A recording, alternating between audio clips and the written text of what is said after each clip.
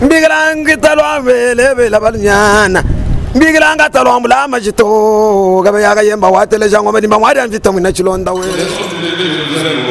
Bambi ni mulunanga bikola.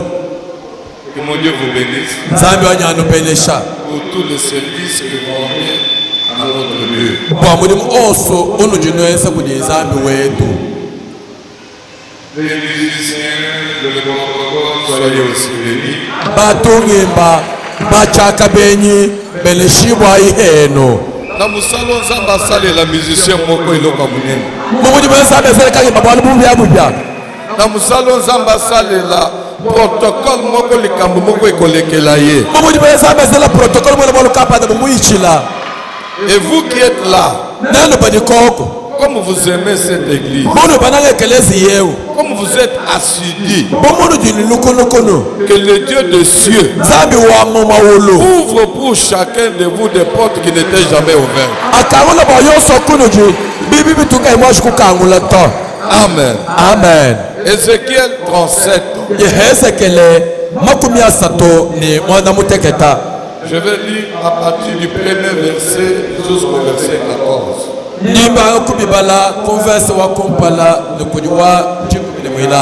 je peux lire 3-4 versets et vous allez vous asseoir. Je lis au nom du Seigneur Jésus-Christ. Amen. La main de l'Éternel fut sur moi. Et l'Éternel me transporta en esprit et me déposa dans le milieu d'une vallée remplie d'ossements.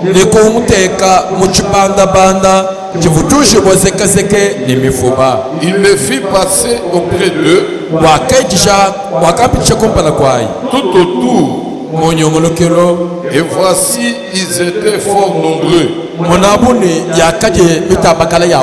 à la surface de la vallée. Et ils étaient complètement secs. Il me dit, fils de l'homme, ces eaux pourront-ils revivre? Je répondis, Seigneur éternel, tu le sais. Il me dit, prophétise sur ces eaux et dis-leur, ossements desséchés, écoutez la parole de l'Éternel. Ainsi parle le Seigneur l'Éternel à ces eaux. Voici, je vais faire entrer en vous un esprit et vous vivrez. Je m'arrête là, on acclame la parole de Dieu. Celui qui acclamait très fort que mon Dieu les regarde avec les yeux d'amour. Écoutez, bien aimé dans le Seigneur. Ézéchiel, c'était un grand prophète. Mais dans la pensée de Dieu sur Ézéchiel, Ézéchiel était un prophète de restauration. Je vous parle ce matin comme Ézéchiel pour restaurer la vie d'une personne ici. Tout ce qui a été détruit, tout ce qui a été séché peut prendre une autre forme aujourd'hui. Écoutez, Dieu fait avec Ézéchiel quelque chose qu'Ézéchiel n'avait pas compris. Ézéchiel dit ceci, la main de l'Éternel fut sur moi et il m'a transporté en esprit. C'est-à-dire un travail spirituel, c'est ça le départ de tout ce qu'on peut s'attendre. Il le transporte en esprit et l'amène dans une vallée pleine d'ossements. En quelque sorte, quand on parle de restauration, on voit d'abord la main de Dieu. Et qui dit la main de Dieu voit la puissance de Dieu. Et cette puissance, selon les Écritures et ce que je sais, la main de Dieu n'a jamais échoué. Et elle n'échouera jamais. Et ce que j'aime encore, la Bible dit dans Ésaïe 15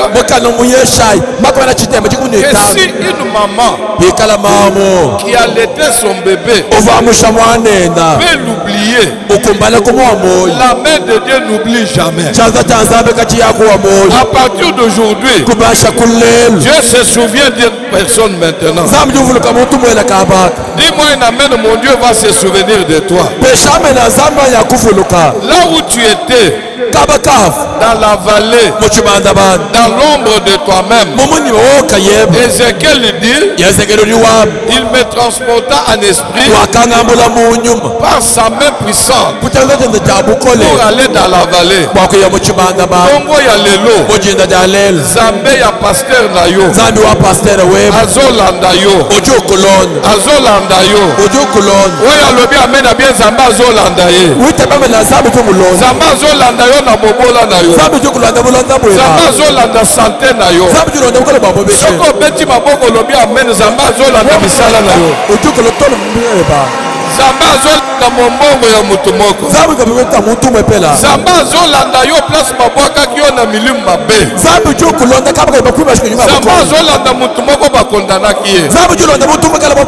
Il a amené Ézéchiel jusque dans la vallée. Aujourd'hui j'entre dans ta maison. J'entre dans ton corps. J'entre dans tes activités. Si tu me crois, j'entre même dans tes projets. Parce que la main de Dieu peut entrer partout. Et la Bible dit ceci: il me fit passer auprès de ses ossements. La première des choses, ils étaient nombreux à la surface de la vallée. Et la deuxième des choses, ces ossements étaient secs. Je veux vous dire une chose: pour que la vie de quelqu'un soit restaurée, il faut d'abord faire un constat de ce qui s'est passé dans la vie de cette personne. Je te donne un conseil.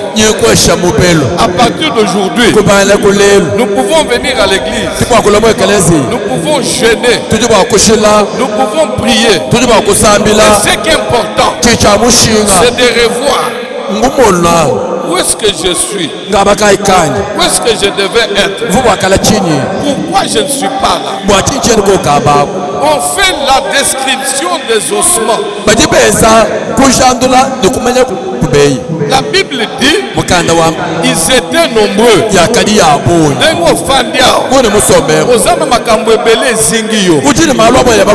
À partir de ce matin, commence à revoir ça. Et quand tu revois, vois la fin et vois un nouveau départ. Ces ossements étaient nombreux et il était sec. Tout était sec. Tout était séché. Dieu décrit avec Ézéchiel comment étaient les ossements. Et quand on parle d'un ossement, c'est seulement la squelette de ce qui est resté. Je veux te dire une chose. La Bible déclare: un chien vivant vaut mieux mutamba qu'un lion mort. tambo de mofa Pour ceux qui vivent, kwa baji oyi il y a encore de l'espérance. kujiji tekemena Lokola mikulu etikalaki. kwa kali bifuba mishal C'est que quelque chose pouvait venir. kwa machikama chifuba Je kulwa connais un homme dans la Bible. nyo mutu kwa mukanda wa zambi Il ne voyait pas. kavu monato C'était Bartimée. ovubate mai Mais comme il avait encore les oreilles pour entendre, muvini machi wa kuteleja il avait entendu que Jésus était là. wakata yesu niko Et il avait crié. ni wakele lubila Ce matin, mujindem tu as les oreilles. mujine machi C'est ce qui te reste. kendi makushajele Comme tu as les oreilles pour entendre, mujine machi wa kuteleja la foi vient de ce que on niko entend. kujimu Ce tuteleja que tu entends aujourd'hui tudi uvalelwe va créer quelque chose. nituvuka chitu kapanda Ces eaux-là mifubei représentaient des personnes. ivileja bantu J'ai dit à quelqu'un, ingabela moto attends au tikali na $10. na chibisani ndola jikumi J'aime bien ça. nimunanga bya nawe C'est les $10 là anu ndola jikumi ayi que Dieu va multiplier à partir d'aujourd'hui. kiyavutisha azabu kubana kule J'ai dit à quelqu'un, yangabela moto lokola oza mwasi, mumuji mukashe ata oboti nanu te, nasike mwashikulela kaka kimwasi na yo wana, akabukashi bwebabu ezopesa yo bana, buli bukwesha bana ezopesa yo bana. buli bukwesha bana Si tu me dis un amen, wemupesha amena l'éternel Dieu, mukalenganza le Dieu d'Ézéchiel, zambi wa ezekiela le Dieu de l'évêque Mukuna, zambi eveka mukuna le Dieu de Franck zambi Dieu, wa franka jemu ce matin, mujindemu azobandela mutu moko. ujubali mutu mwepela Pesanga amen na bien Nzambe azobandela yo. amen Nzambe azobandela commerce na yo. zambi bangule mushinga Nzambe wera azobandela baaktivité na zambi yo. bangule milimu yeba Est-ce que eza na mutu moko akomaki na suka? kele mutu kavukundekelwa Suka ya mutu eza ya mutu. ndekelwa mutu Mais mutu suka ya mutu eza ebandeli ya Nzambe. ndekelwa mutu mbangele wa Soki zambi opesi nga amen na bien. wemupesha amena Mutu mwepa nyonso azaki na suka lelo. losonguni ndekelu Il y a la visitation divine pour restaurer. kuli musambi bwa zambi wa kufukulula Écoutez bien aimé dans le Seigneur. bana mukalenga teleshayi La Bible dit ceci. mukando jwa manukweyo Que les ossements étaient desséchés. mifugo yakali myuma C'est-à-dire tout ce qui était comme chair pama itosi yakali mumuni misunya était détruit. yakali ibishimbuka J'aime bien nimunanga ce bye que la Bible dit. chimukanda wa zambi wa Celui qui a le fils, ujini mwana il a la vie. ujini moyi Lokola bazwaki nyonso mwakanga tabubyosi eyo otikali na Yesu. atala ni yesu Yesu azobanda eloko asika na mutu moko lelo. yesu bamolubi yabwele mutu lelweo Qui peut me dire un amen en acclamant les bonnes choses commencent? uli bakwamba amena malimi babanshangani Écoutez, teleja dans la vie chrétienne, umuya bwene kristo on peut voir, otuli bakumona on peut constater, mutu bakujandula mais ce ne sera pas la fin. katika byakalambeke Je te dis aujourd'hui, nikwambelele ce que tu as vu, tudi mumona ce qu'on a constaté sur toi, bajandula pawewa ce n'était pas la fin. kachivundekelu Les enfants d'Israël bana bayeselela ont vu la main rouge, bakamona ont bamukuza vu la main de Pharaon, bakamona tapala mais ce n'était pas la fin. katika bivundekelu Parce que le Dieu que je te prêche, swabo zabe ni kuishi c'est un Dieu qui trace des passages zabe jupanda nshila là où il n'y avait pas de passage. abaka nishilaka Ce yikoko matin qu'il trace une route pour quelqu'un. kina bapanda nshila bwa Si muntu tu crois à cette parole, bomwitaba kujiyeji je trace pour toi une nouvelle route. bipanda bwe bwenshila mupya mupya La Bible dit ceci. mukando jwa manukweyo Ils étaient complètement secs. yakaji mikala myume Et Dieu dit à Ézéchiel, zambi lwabili yesekela fils de l'homme, mwana wa muntu ces eaux mifubeyi pourront-ils revivre? ili bwakwang'atulula moyayi J'aime la réponse d'Ézéchiel. nimunakwanamo kwa yesekela Ézéchiel dit, yesekelo juwa ce que moi je ne sais pas, chini mema chimumanya toi tu le sais. wewe ni muchimanya J'ai fait une forte déclaration ce matin. ningaji kunikola mujindemu O bandoki bayebi te. mwibalosike bamanya Nzambe to azosala yango lelo. zambi liweza lelo Amen na yo eza muke. ameli wele mukesi O bayini na yo bayebi te. bibekola bekai bamanya Dieu to va faire ça aujourd'hui. zambi libyeza lelo Dieu va surprendre tes ennemis ce zambi matin. nabasobekole bemuchindemu Ce que moi je ne sais pas, chini mema chimumanya Dieu le sait. zambi liuchenza Ézéchiel lui a dit, yesekela wamwambeje moi je suis ignorant. memanyi mupanga Mais toi tu connais toutes choses. wedi umanya emyanda À yose partir d'aujourd'hui, kubana kulelo oyeba na place ya Nzambe te. kumanya kabaka nzambi to ne fais jamais de conclusion sur ta vie. Parce que celui qui a la dernière parole sur ta vie, ce n'est même pas ton père. Ce n'est même pas ta mère. Mais c'est le ciel qui a le dernier mot sur ta vie. Ézéchiel dit, toi tu sais, je te dis ce matin, Dieu sait que tu auras l'argent, Dieu sait que tu seras élevé. C'est que moi je ne sais pas, le ciel l'a déjà préparé. Écoutez bien ça mon frère.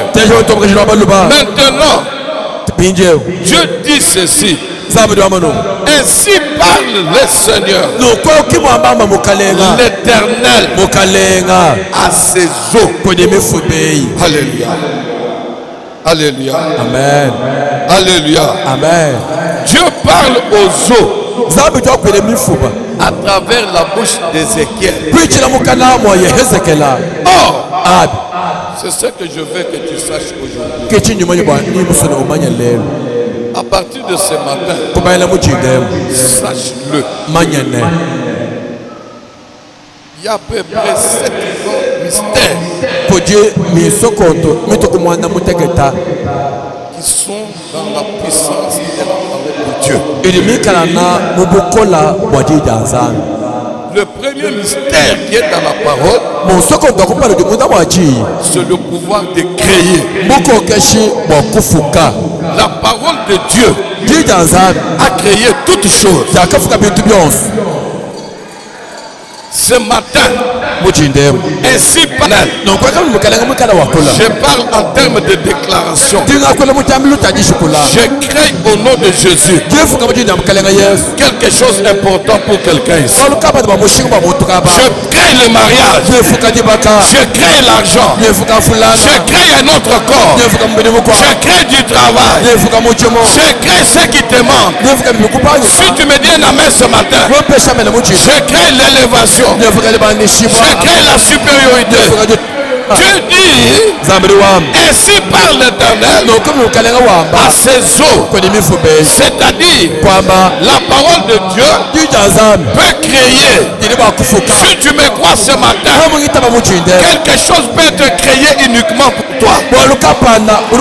Ceux qui battent un sein à Mokili, ils ont créé ma téléphone, ils ont créé Mituka, ils ont Zambakela. Mais le Dieu que je te prêche, akelaka bato bakelaka tikana tomba lelo akreyele yo eloko ezangi yo zamba kreyelo mutuka na yo zamba kreyelo lopango na yo lelo eza départ ya sika osana baéchec osana badeception zamba kreyelo poste ya mosala ya sika zamba kreyelo kombo ya sika moto nyonso kombo na ye ekitaki soki ondimi makambo oyo zamba azokreelo kombo ya sika olobi amen kombo na yo ezozwa valeur na famille na yo lelo. La parole de Dieu a le pouvoir de créer. C'est elle qui a créé de la nature. C'est elle qui a créé tout ce qui existe. Ce matin, comme Ézéchiel avait été demandé de parler, moi aussi au nom de Jésus, je crée. Moutounio soyez la maladie. Azan infection dans autres. La longoli yango. Na pesho makila ya sika. Nazo pesa mutumoko ba trompe ya sika. Nazo pesa mutumoko ba poumon ya sika. Nazo pesa mutumoko matrice ya sika. Nazo pesa mutumoko zoto ya sika. Misu na yo elingaki ebeba na longoli ya mabe na tie ya sika. Écoutez, si les gens de ce monde ont des magasins de pièces de rechange au ciel, Il y a aussi des pièces de rechange. Nazo changer elongi na yo. Soki balatisaki yo botutu. Nazo pesa yo elongi ya chance. Eloko nyonso ya mabe ezaki na nzoto na yo. J'enlève ça. J'ai créé quelque chose de nouveau. Oyo lobi amena bien. Nazo pesa yo maboko ya chance. Nazo pesa yo maboko ya chance. Eloko nyonso kosima na maboko na yo. Emata. Ekende mosika. J'ai créé les nouvelles connexions pour toi. À partir de ce matin, j'ai créé les bonnes personnes qui vont commencer à te bénir. Amen. Yo nazo yoka yango te. Nazo créer le yo ba marché ya sika. Amen. Muto alobi amen na bien na tomba lelo. J'ai créé quelque chose au nom de Jésus pour toi. Si tu acclames, tu pousses des cris de joie. J'ai créé un mariage. J'ai créé les enfants. J'ai créé un nouveau travail.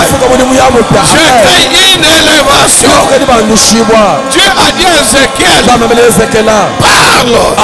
Ce matin, moi aussi, je parle. Je prophétise sur quelqu'un. Nazo pesa yo elongi ya chance. Nazo pesa yo elongi ya chance. Place nyonso kotelema bato babanda kolula yo. Bato basepela na yo. Obeti maboko lobi amen. Je suis en train de créer. Écoutez bien aimé dans le Seigneur. La deuxième des choses qui est dans la puissance de la parole, c'est la multiplication ou bien la croissance. Quand Dieu a créé l'homme, il a dit multiplier. Soyez féconds, remplissez la terre.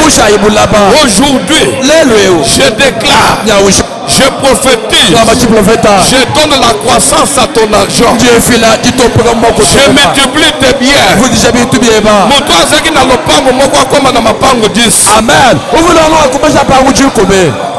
Moto azaki na lopango te abanda na mapango mbala mibale mbala moko. Amen, amen. Je donne la croissance à tout ce que tu fais. La parole de Dieu donne la croissance, donne la multiplication, donne la fécondité. Ataba soso na yo. Babota ebele na ta. À partir d'aujourd'hui, je te fais comme la veuve de Sarepta. Quand l'huile était versée, quand la farine était préparée, $1000. La capitale na yo. C'est 5 000. Même les lots mbongo nyonso kopesa l'église. Selon famille. Selon 5 000. Obeti maboko lobi amen bien. J'ai fait croître tes enfants. Bana na yo bakola bien. Misala na yo ekola bien. Nani andimi nga lelo? Nani alobi amen bien lelo? Tongo ya lelo eza tongo ya nouveau départ. Eza tongo ya restauration. Makambo ebebaki. Zamba zosala ya sika. Il dit, fils de l'homme, prophétise, parle sur les eaux. Lelo nazoloba likolo ya mutu moko. La parole de Dieu, troisième des choses, elle est là pour donner la vie à tout ce qui peut exister. Reçois la vie. Amen. Reçois la vie. Amen. Là où il y a la vie, il y a le mouvement. Mouvement écoute dans ma campagne. Est-ce que ça va bouger? Bouger.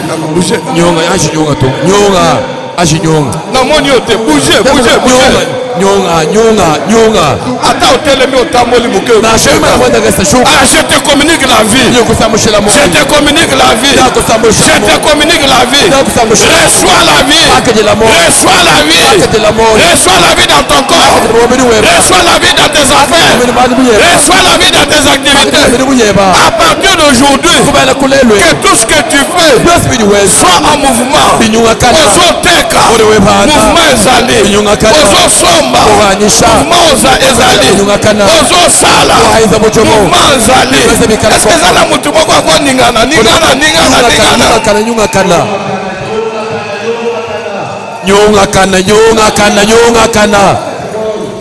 Là où il y a la vie, ce qui était mort reprend le mouvement. Je déclare, les lois sont prophéties.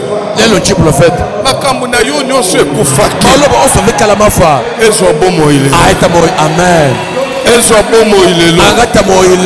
Dossier na yo bakundaki wana nazongisi yango lelo.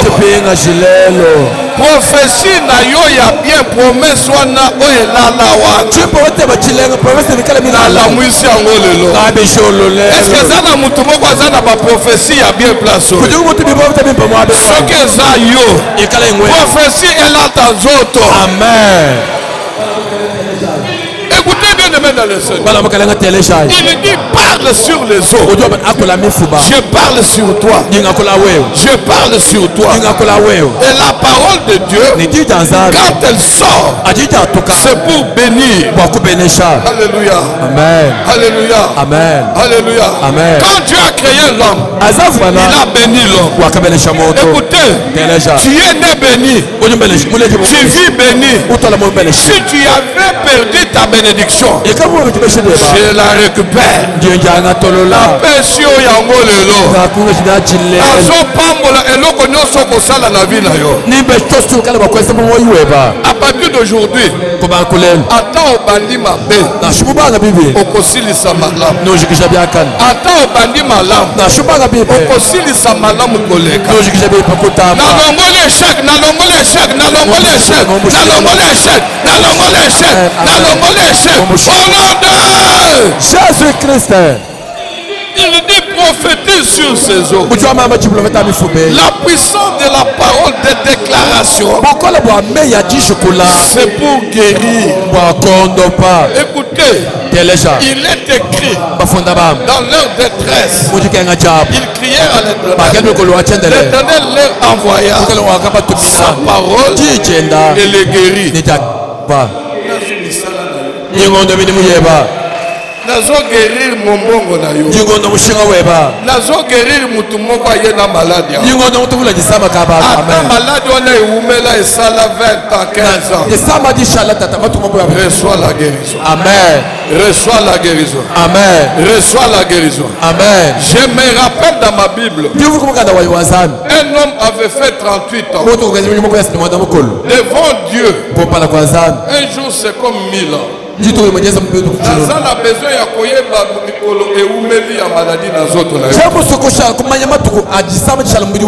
j'ai besoin d'une parole prononcée. Quand Jésus arrive à la piscine, cet homme était abandonné. Écoutez, peut-être on a prié pour toi, ça n'a pas encore marché. Mais comme c'est le 1er août aujourd'hui, un nouveau départ, je déclare, fini les myomes, fini les règles douloureuses, fini le Covid, fini le cancer, fini le sida, fini le sida. Je déclare, fini les infections dans ton corps. Malade nyonso ewumelaki ata bamona kango na baminganga te nalongoli yango lelo.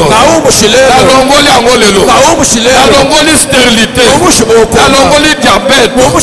Nalongoli komata ya sucre. Nalongoli kokita ya sucre. Nalongoli hypertension. Nalongoli liwa ya famille.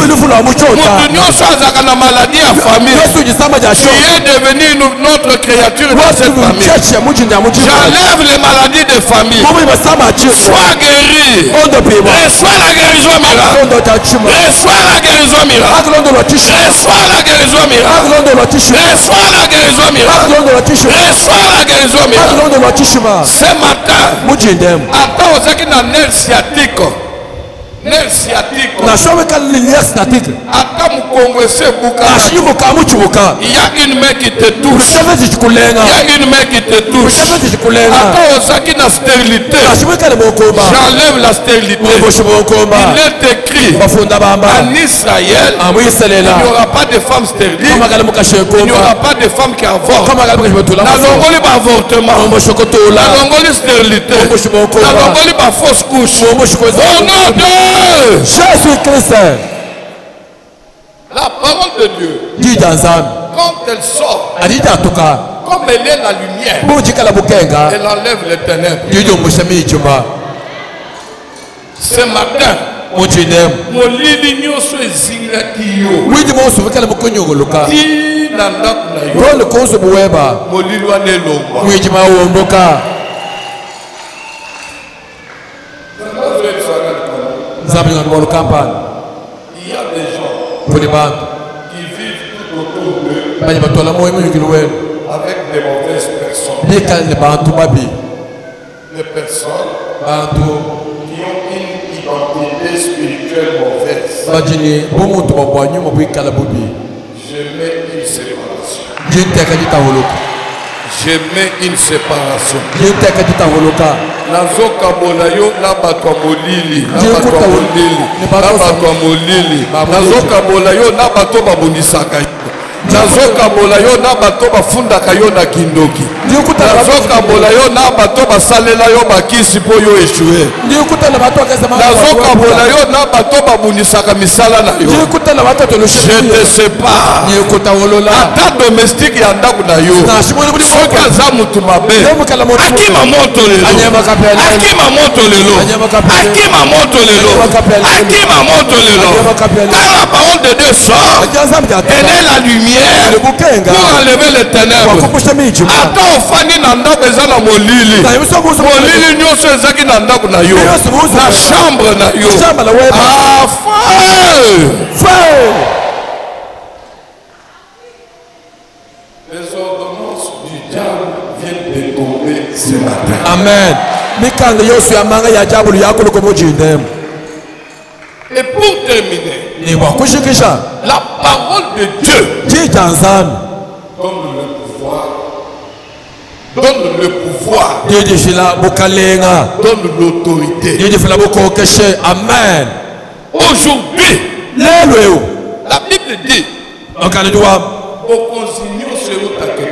bukele bose tufuma kujinzambi à partir d'aujourd'hui, kubanga kulelo je prophétise jingamba chiprofeta au nom de Jésus-Christ ujina mukasi kristo que Franck Dieu me sait, franka diamo amanya que moi je sais. oyemakala mumanya Mutu nyonso amataka te. nyonso tukayupanda Mata, amen mata, amen mata. amen Sala makambo sala nanu te. eza malo tukibashikwe Je te donne le pouvoir. nikuosha Je te bukati donne l'autorité. nikuosha bukokeshe Même dans ta famille, nashimudi kujeba ata oza leki, nashimwikala mwako zala likolo. yikala komoto Joseph azalaki mwana moke, kwenye wakati mwana mutegeta amataki na famille na ye. wakabanda mujikude Nazomatisa mutu nyonso. yumashimutusukaba Je te donne le pouvoir. nikuosha bukale Prends le bâton de direction de ta famille. angata bukombu wa bulomodi Pesi nyonso kozala. kabukosuka wikalana Napesi yo bokozi. akosha bukalenga Domine dans les quartiers. kuokesha mukarti Domine là où tu vas. kuokesha kabakali Domine là où tu travailles. kuokesha bakali weza mutu Liloba na yo eza na pouvoir. tije bekale Likambo bukalenga nyonso kobimisa kosu batula na monoko na yo. kana mweba Que les gens considèrent. bamutu amushika Que les gens fassent ça. bantu babuita Oya ndimi maloba oyo. mimeya Reçois le pouvoir. akaja bukalenga Reçois l'autorité. akaja bukokesha Reçois la domination. akaja kokesha Domine sur tes ennemis. kokesha bandushime Domine sur tout le monde. La domination, le pouvoir, amen l'autorité. amen amen amen amen Écoutez bien aimé. bananga telejai Il dit, ujuwam je vous donnerai de l'air. nikala bakunyesha mijulu Je ferai croître sur vous de la chair. nikala bakumenesha neno misunya Je vous ferai des beaux. nino kubikila jikoba Je mettrai un esprit ningele muneno nyuma et vous vivrez. nineno ikale ne moyi Vous saurez nino manyene que je suis l'Éternel. bwana inji wachendelele Lelo, lelo yo moko koyeba wenka yeba no manyi que muju lwemu bwana lola moto nzambe azalaka oyo alobi amen na yebiseli kamo wita be amena sengi mwambela bwalo okolala à partir de quelques jours nubanga kuchi kumatuku kesa na ndako kozo na mbongo ebele amen nimakutabuni ezozangisa yo pongi akwangisha tulu okolala na libanga moko ya monene ozozanga moye place ya kobomba yango nulale njuba kapande jinena ukaweta bomwabo okujisokoka bakopesa yo mukanda moko ya elevation nibokoshe mukanda tebandishibwa otangi yango ozodote yo moko ubala ujela mpatanka yebo je prophétise sur quelqu'un jingamba chipuloweta moto bakoluka yo na mutu moko akosala yo makambo ya minene amen amen obandi komituna eza ngai ou bien eza ngai te ukawutebeshile memanyi mukwabo vous savez bien aimé dans le Seigneur balamakana bamanyanyi j'avais une sœur dans mon église vuimatukuwabali mwekelezi wanyi son mari ne priait pas bayendaka vosambela tro mais qu'est-ce qui s'est passé chakateka na chini elle exhortait toujours son mari uvukangamekane bayena tu vois on n'est pas bien ulimana kimbimpa on n'a pas l'argent katone makuta on n'a pas l'argent katone makuta viens à l'église lwakumwekelezi le mari s'est décidé ulimakwanga tampa naloba likambo ngamba walukapandai naloba ngamba na papa nzamba pambola bino amen bino soki bondimeli yesu koleki bama nene bitabushe yesu nibaita bamama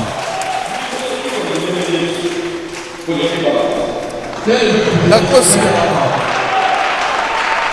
bamama bayaka noki moke paster alobaki boye natiki église bamama bayakala balukasiluka soki aye afandi na ye bamama bayakala lukasiluka sa balubukasi zamba pambola bapapa basomba kashinje bazabalisha batatu zambe pa pambola bamama zabesha bamama bamama basalaka nyonso mpo bapapa mpe basambela bango to ezabi zamba pambola bamama zabesha zamba pambola bamama zabesha bamama zamba pambola bamama zabesha bamama écoutez bien aimé dans le Seigneur balamukalanga telejai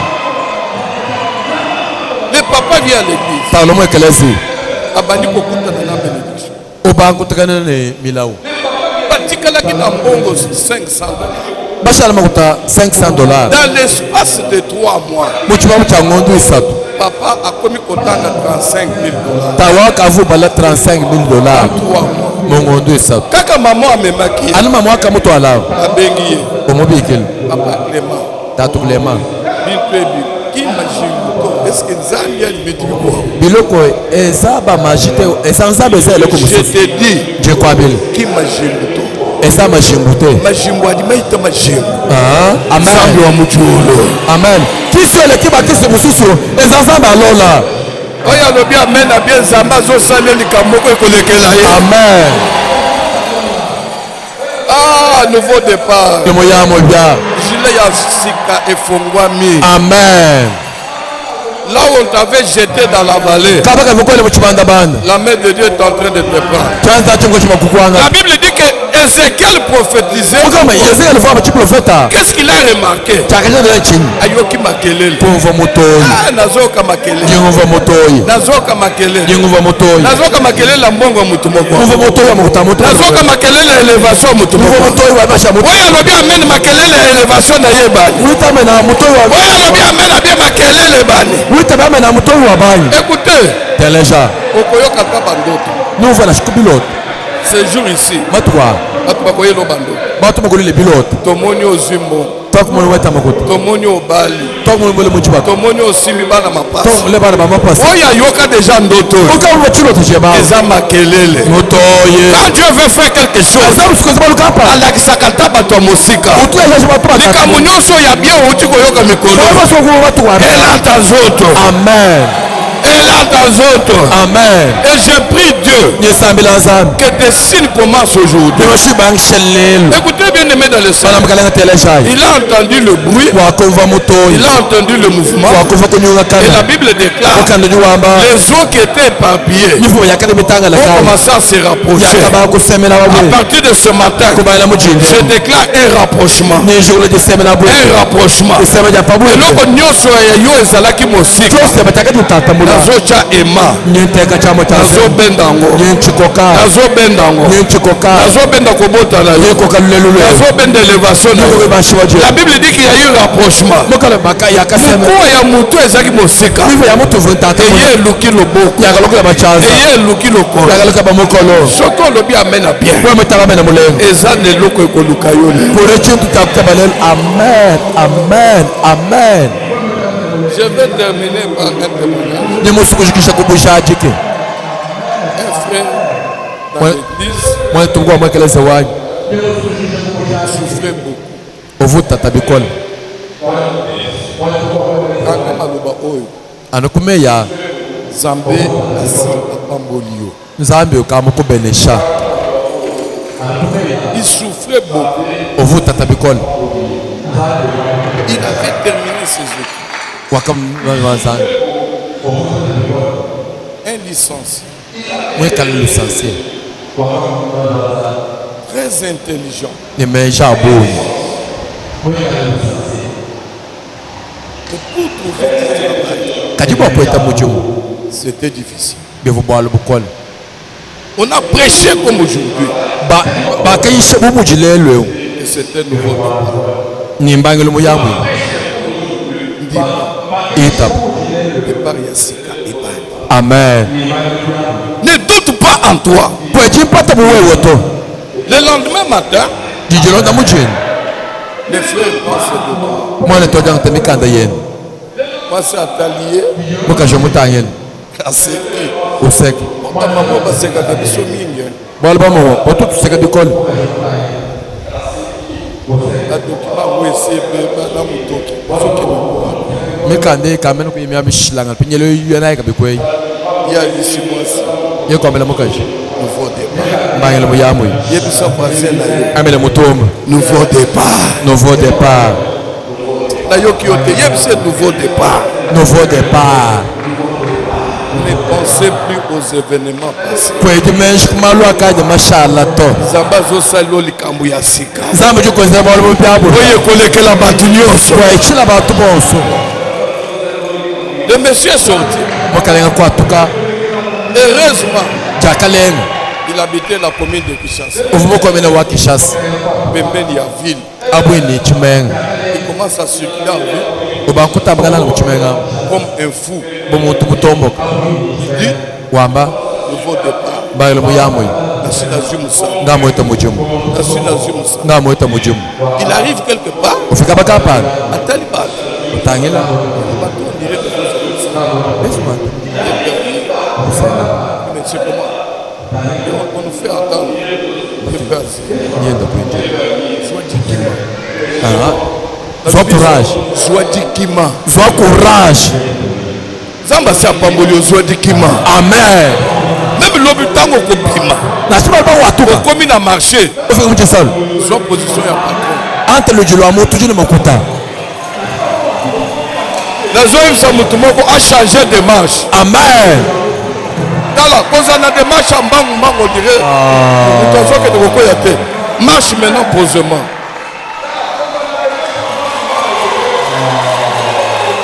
kwekatini lwendu lwa mutu andunyama lubilubiluto kupangana kulelo ujuwendana bulungu nyoni À partir d'aujourd'hui, wambula chikwabo wela chija wambula chikwabo bumuntu wa makuta muntu tuna makuta député Yoka. amen Yoka a déjà député. amen Ah, député. amen À partir d'aujourd'hui, kupangana kulelo il sait que Tchana. merci papa Député. merci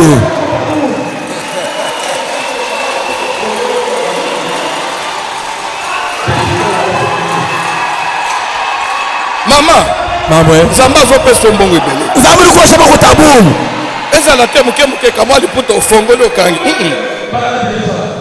député wa sele Loba mena bien Zamba apamboli apamboli.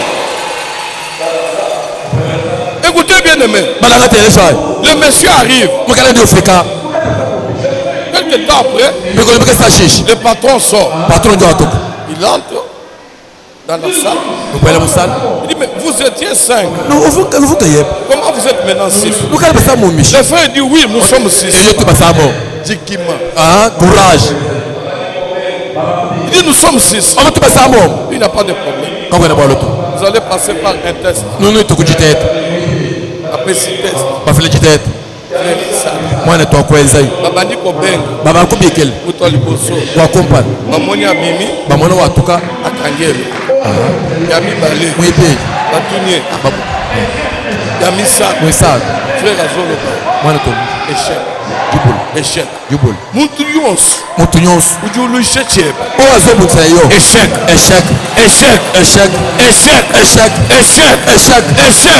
au nom de Jésus Christ batika les 3 kusala mobasa atali bango ubatanyen échec troisième apôtre mwisatu bwele abimi watu akangelo mukanga pa siko frère salibo pinye wale tokweza no récit beta na tol récit acclame pour ta réussite utakana chebo akwete kwa kana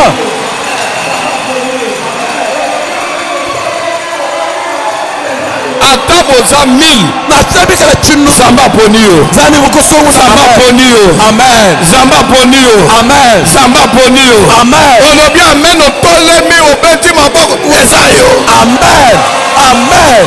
amen oh Jésus